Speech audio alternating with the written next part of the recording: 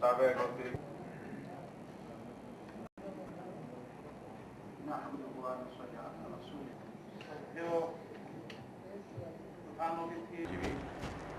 জনাব অ্যাডভোকেট মুশফিকুল আলম।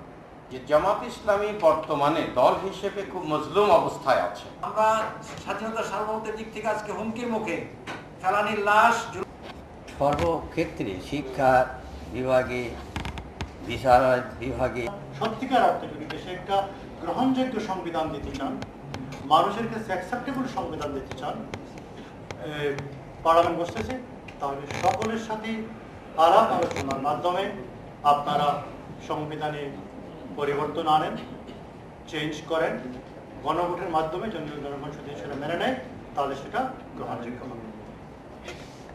এখন এই ক্ষমতার শাসন কারা করছে? এই ক্ষমতার শাসন তো আওয়ামী সরকারই করছে।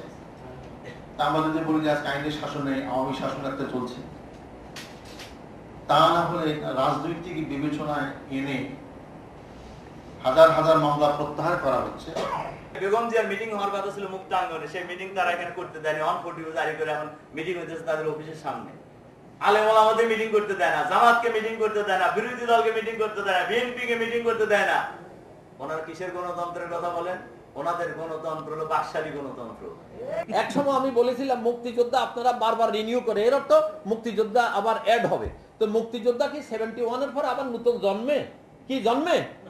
তো ওইটা যেমন জন্মে না, ওনার অভিজ্ঞতা 23 দিন পর্যন্ত রিমান্ড নিয়ে জুলুম করে যা পাইলেন এইটাই তো দিবেন। এখন আবার কেন সেফ হোমে নেওয়া গেল?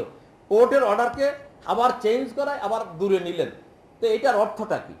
আর আইন বিশেষজ্ঞ হিসেবে আপনারা জানেন যে আসলে তো কোনো এরকম যদি তথ্য পাওয়া যায় সেটা প্রিজার্ভ থাকবে, কোর্টে প্লেস করবে। কি বাইরে মার্কেটে দেওয়ার কোনো সুযোগ আছে?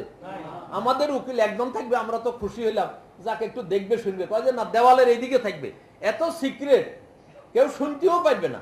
সেই কথাটা আপনি বাইরে এনে বানায় মার্কেটে দিবেন, এটা কি কোনো সততার লক্ষণ হইল? বিশ্বস্ততার লক্ষণ হইল? আইন এটাকে অ্যালাউ করে? কোনো অবস্থায় অ্যালাউ করে না।